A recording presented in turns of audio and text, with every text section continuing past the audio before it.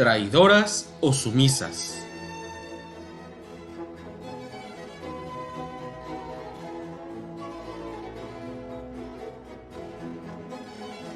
Hera, Deméter, Latona, Mnemosine, Perséfone, Artemisa, Atenea, Afrodita, las 9 musas.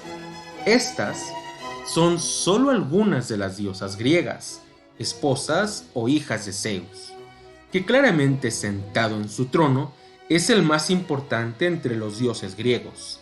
Es el padre de los dioses, el monarca del Empirio, el dios del trueno y... ¿Pero esta no era una historia de las mujeres? Sí, Saltamontes, lo es. ¿Y entonces por qué mencionas a Zeus? Bueno, Saltamontes, es que aunque sea una historia de las mujeres, él es el dios más importante y ellas son en función suya, esposas, amantes, hijas, etc. Pero tienes razón, Saltamontes. Zeus, ¿nos das permiso? El día de hoy no serás el personaje principal. En fin, como te decía, Zeus, adiós, hoy hablaremos de las mujeres. Es que no se acostumbra, está demasiado habituado a ser siempre el principal, pero hoy no lo será. En fin, la diosa Atenea, por poner un ejemplo, es lo suficientemente importante como para que su nombre sea el de la capital del país Grecia. Y bueno, era importante desde la época antigua. Deméter, otra diosa, también es muy importante, ya hemos hablado sobre ella en el video pasado.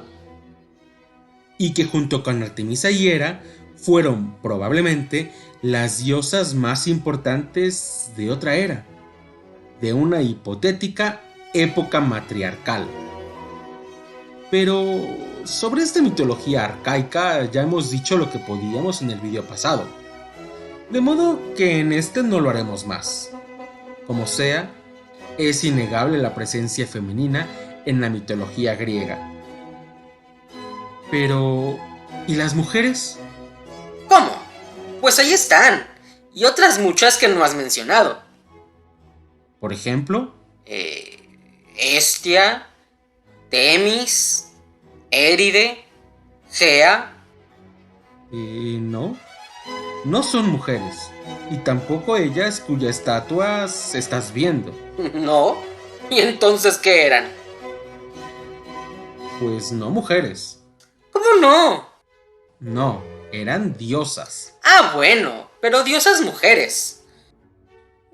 Pues sí. Pero si pensamos en personajes mortales, es decir, si excluimos a las divinidades, hay pocas mujeres, y muy rara vez en un papel principal. Y contrariamente, si hablamos de hombres, podemos pensar, por ejemplo, en Hércules. ¿Pero Hércules no era un dios? No, Saltamontes, no lo era.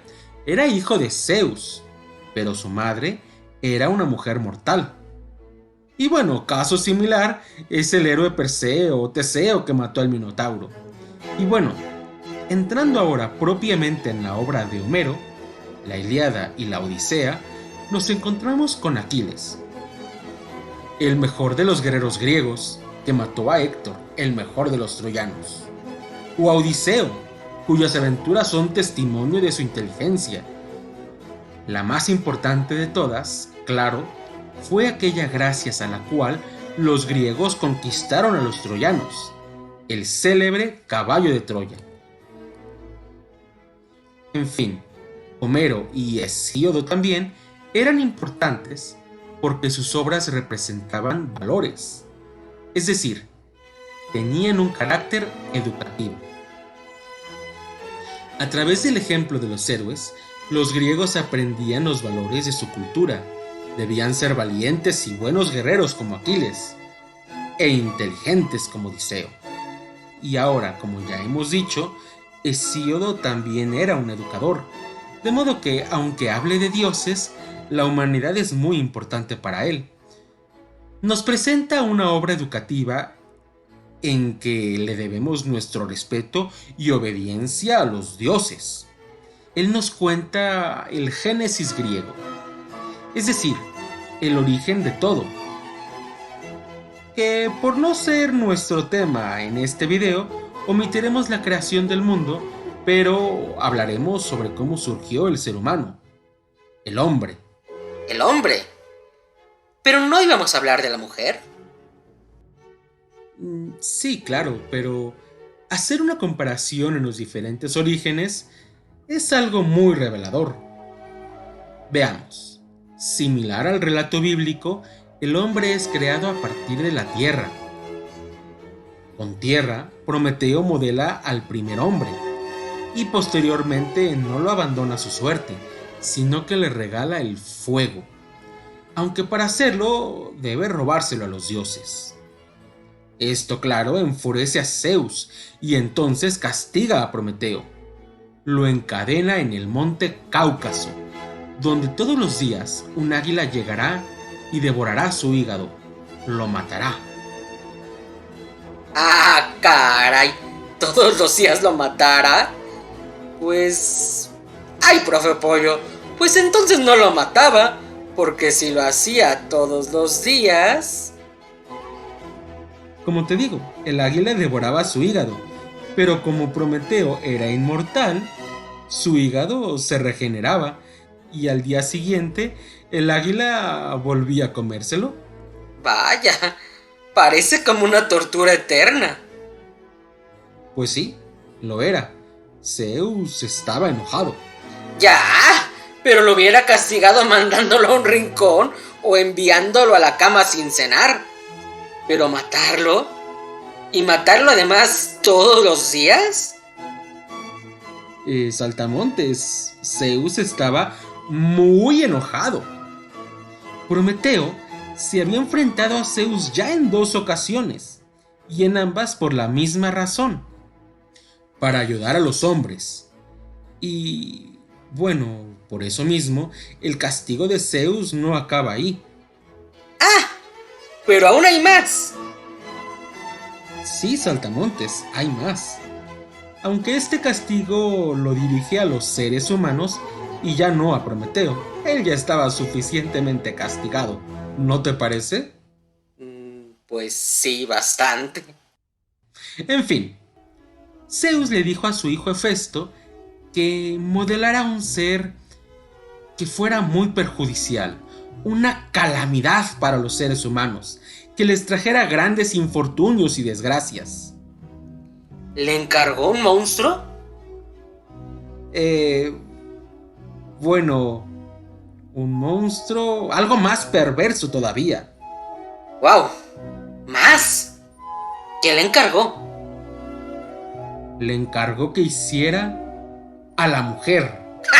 ¿Cómo? Sí. ¿Pero entonces la mujer es un castigo para la humanidad? Pues según la mitología griega, sí. De modo que Hefesto hizo un ser muy hermoso, bonita, hermosa, re chula, pero tonta, caprichosa, metiche. ¡Ah! Pero qué concepción tan fea de las mujeres había en la mitología griega. Pues sí, Saltamontes. En fin, esta primera mujer se llamó Pandora y Zeus se la dio a Epimeteo. ¿Pero no estaba encadenado en la montaña? No, Saltamontes, ese era su hermano, Prometeo, que era muy inteligente y pues se pasó de inteligente cuando quiso engañar a Zeus. Epimeteo, en cambio, era tonto y a pesar de los consejos de su hermano, aceptó el regalo que Zeus le ofreció. Pandora, además, no llegó sola. Según lo que cuenta Hesíodo, Zeus dio a Pandora una jarra que en la versión más conocida se transforma en una caja. Muy probablemente hayas oído hablar de ella. No, no recuerdo. ¿No? ¿De la caja de Pandora no has oído hablar? Ah, no, sí, claro. Y bueno, ¿sabes qué era? Pues no. Zeus le advirtió a Pandora que no debía destapar la jarra. O abrir la caja. Sí, vale, como te digo, en la versión más conocida, en vez de una jarra es una caja. Pero Pandora, que era muy curiosa, no pudo resistir la tentación, de modo que destapó la jarra y todos los males de la humanidad salieron a borbotones. Pandora, asustada, tapó la jarra, de modo que se conservó la esperanza. Todos los males salieron, pero la esperanza se quedó adentro de la jarra. De modo que los hombres que antes vivían con todas las comodidades, ahora debieron esforzarse para poder sobrevivir. Debieron trabajar. Ahora, no sé si lo percibas, pero es sorprendente la semejanza con el relato bíblico. Tanto en la Biblia, específicamente en el Génesis, como en la mitología griega, los seres humanos pasan de una vida paradisiaca a una de trabajo y dificultades. Y así como en la Biblia se considera que Eva fue la culpable, en la mitología griega Pandora lo es. ¿Y Adán no fue culpable? Al final él también comió de la manzana. No fue solo Eva. Pues sí, tienes razón, Saltamontes. Pero durante mucho tiempo se culpó exclusivamente a Eva, porque ella fue la primera que tomó de la manzana. Adán lo hizo tentado por la mujer. Y pues en la Biblia, aunque Dios efectivamente castiga a los hombres, a las mujeres les da un doble castigo. Porque según él, ella era doblemente culpable. Porque comió ella y porque sedujo al hombre y lo hizo pecar. En fin, dice Hesíodo, en efecto, antes vivían sobre la tierra las tribus de hombres libres de males y exentos de la dura fatiga y las penosas enfermedades que acarrean la muerte a los hombres. Pero aquella mujer, al quitar con sus manos la enorme tapa de una jarra, los dejó diseminarse y procuró a los hombres lamentables inquietudes. Y dice también, esto es un consejo que le da a su hermano, Perses. Que no te haga perder la cabeza una mujer de trasero emperifollado, que susurre requiebros mientras busca tu granero. Quien se fía de una mujer, se fía de ladrones. En fin, recordemos la importancia de Homero y Hesíodo, que como hemos dicho, eran considerados los educadores, y lo eran a través del modelo. De modo que los hombres debíamos ser tan valientes como Aquiles, o tan inteligentes como Odiseo. Pero, ¿y de las mujeres? Sí, pollo. ¿Y las mujeres? Ya me cansé de recordarte, pero ¿no estamos hablando de las mujeres? Sí, Saltamontes. Bueno, pues bien, ¿qué nos dice Homero sobre ellas? Porque, bueno, ya nos ha quedado claro que Hesíodo tenía una percepción muy negativa sobre ellas. Pero, ¿y Homero? ¿Cómo percibe a las mujeres? Pues mira, de forma general, había dos posibilidades para las mujeres. O bien eran sumisas y obedientes de sus padres y esposos. ¿Y si no eran obedientes? Pues entonces eran malas mujeres, traidoras. Observemos de cerca a dos mujeres representativas. Primeramente, Helena. ¿No te parece bonita? Sí, mucho. Pues bien, se le consideraba la mujer más bella del mundo. Y aunque también una tragedia. Por su culpa fue la guerra de Troya, en la que tantos buenos hombres murieron. ¿Y por qué fue su culpa? Bueno, es que la secuestró París, que era un príncipe troyano. No entiendo. Si la secuestraron, ¿no es ella una víctima en vez de la culpable? Bueno, Saltamontes, no es que yo piense eso. Eso pensaban los griegos, la culpaban. Por otro lado, para todo hay excepciones, y Eurípides es una de ellas. En su obra, Helena, Eurípides nos cuenta: Hera, ofendida por no haber vencido a sus rivales, convirtió en vano viento mi unión con Alejandro, y no fui yo la que abrazaba el hijo del rey Príamo, sino una imagen viva semejante a mí que la esposa de Zeus había fabricado con aire celeste, y él creyó que me poseía, vana apariencia, sin poseerme. de modo que la culpable no era Helena, sino un clon suyo hecho con aire. Ella, por su parte, estaba en Egipto. Pero en fin, continuando con la historia, la guerra la ganan los griegos, conquistan e incendian Troya, y luego regresan a sus respectivas casas con diferentes peripecias. Odiseo, por ejemplo, tarda 10 años en llegar a su casa, porque en el camino se le atraviesan demasiados obstáculos, desde cíclopes hasta sirenas. En fin, Agamenón, que es el líder de todos los griegos, el rey de reyes, ya de regreso en su casa, es asesinado por su esposa Clitemnestra. De modo que el rey, victorioso, cae, pero no ante la espada del enemigo, sino ante su esposa que conspiraba con su amante para deshacerse de él. Bueno, pues sí parece traidora. Claro, mira, yo no digo, por supuesto, que lo que haya hecho estuviera bien, pero ella estaba enojada. Vale, pero por enojada que estuviera, a matarlo... Bueno... No. No, tienes razón, aunque... Bueno, en fin, ¿y por qué estaba enojada? Pues aunque no había una razón, sino varias, la más importante es Ifigenia.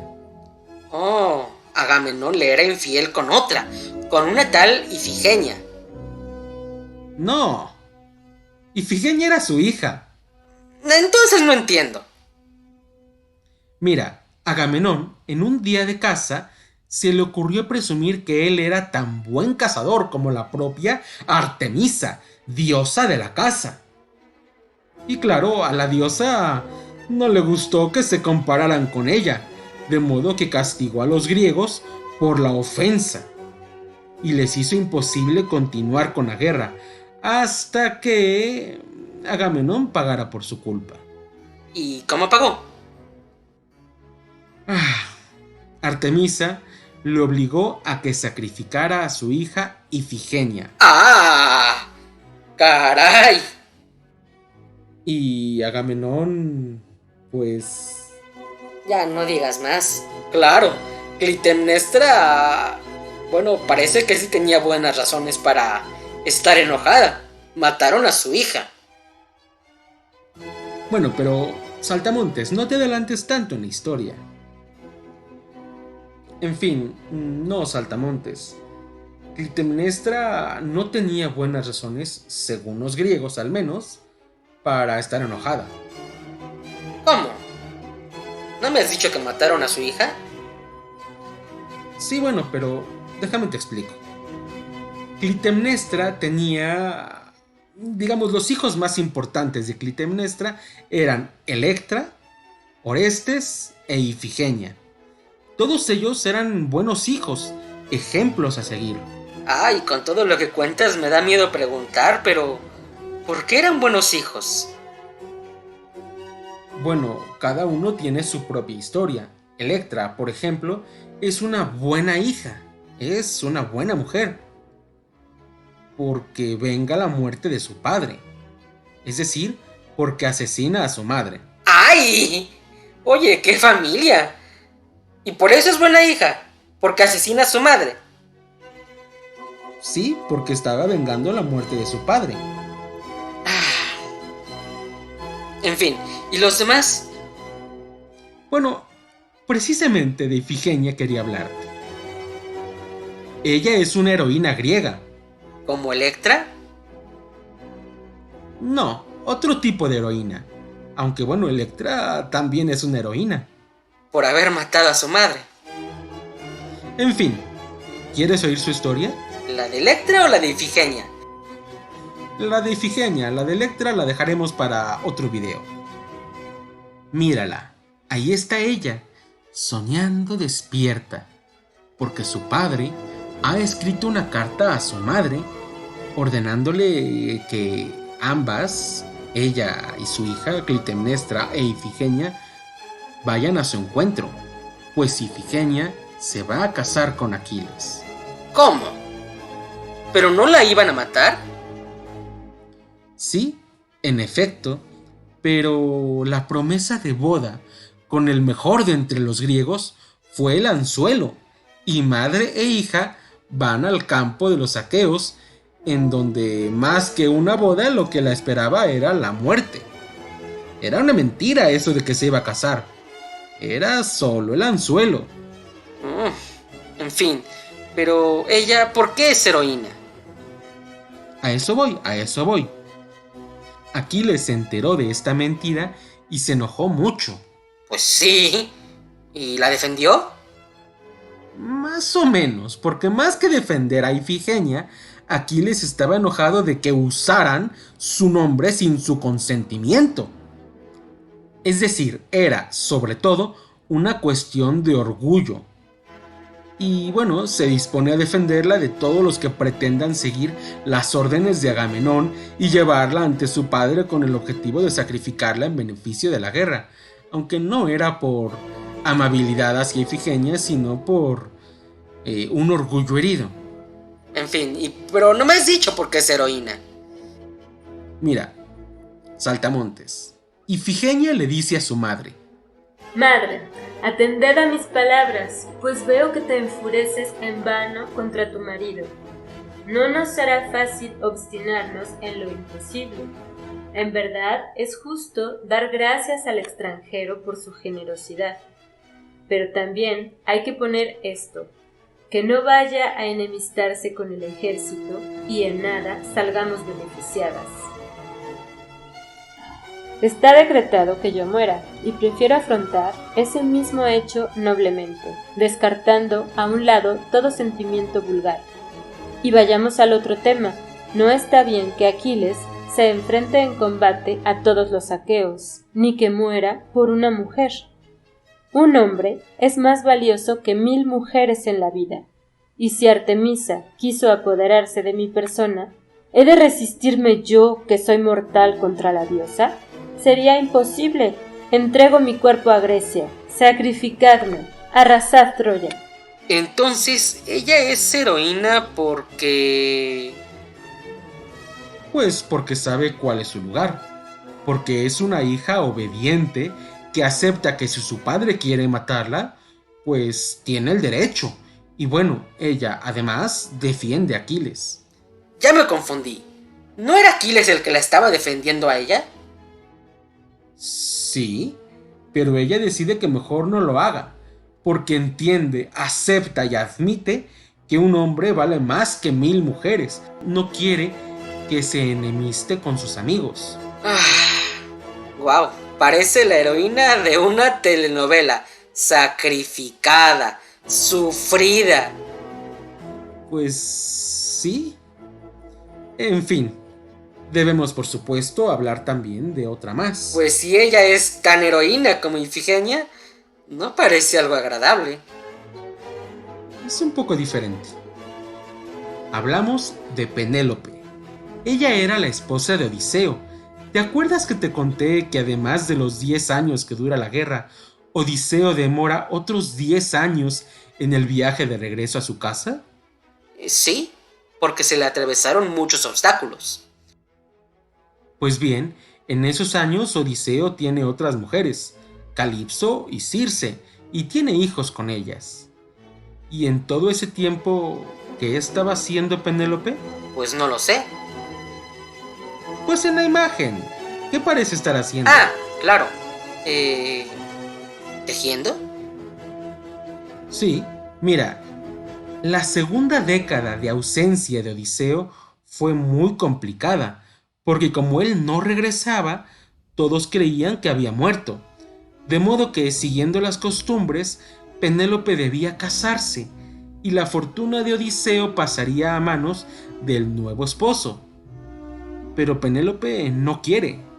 Ella decide serle fiel a su esposo, y entonces urde un plan, una estrategia. Dice: Cuando termine de tejer este suéter, elegiré esposo. Los diferentes pretendientes aceptan, pero el plan de Penélope consiste en que por los días teje y por las noches desteje. De modo que aunque hayan pasado 10 años, Penélope no termina de tejer su suéter y entonces no tiene que elegir, porque ya los pretendientes habían aceptado en que lo hiciera hasta que terminara de tejer. En fin, esto era lo que se esperaba de ella y de cualquier mujer: la fidelidad. ¿De los hombres no? Pues no, eso no era importante. De hecho, muchos de los griegos regresaron a la ciudad con las mujeres que obtuvieron durante la guerra, y ello era normal, bien visto. Odiseo no hizo mal cuando engañó a Penélope. Es que, de hecho, no podríamos ni siquiera decir que la engañó. Era algo natural y normal entre los hombres, no entre las mujeres.